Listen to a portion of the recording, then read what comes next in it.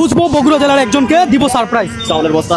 আজকের চ্যালেঞ্জ, বগুড়া জেলার একজন মানুষকে আমরা সারপ্রাইজ দিব। আমি চাই এমন একজন পাক যে খেটে খাওয়া মানুষ, যার এক বস্তা চাউল কিনতে 5 দিন পরিশ্রম করতে হয়। মামা কোন জেলার মানুষ আপনি? আমি নোয়াখালী। নোয়াখালী। মামা ধন্যবাদ আপনাকে। আপনি কোন জেলার মানুষ? আমি নীলফামারী। হ্যাঁ নীলফামারী। দাঁড়ান দাঁড়ান ভাই দাঁড়ান, আপনি কোন জেলার?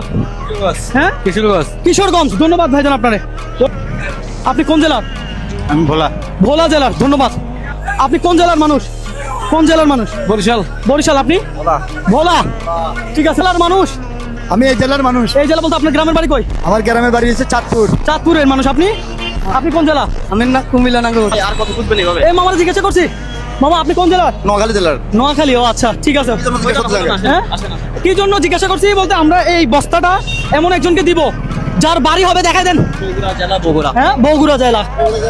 আমার শ্বশুর বাড়ি বগুড়া জেলা, আমার বাড়ি নোয়াখালী। আমার তো বাড়ি, আমার 5টা মেয়ে, আমার কোনো কর্ম করিয়া কেউ নাই। আমি রিক্সা চালা ভাত খাই, দিন আনে দিন খাই, কোনো সময় উপাসও থাকতে হয়। এই কথা বাদ। এখন যদি আপনারা যদি ভালো লাগে তাহলে আমার কি করতে পারেন, এটা হইলে আপনাকে মনের খুশি। আমার যদি তাহলে আমার বাল বাচ্চা হয়তো খাইয়ে দান বাঁচতে পারি আর কি।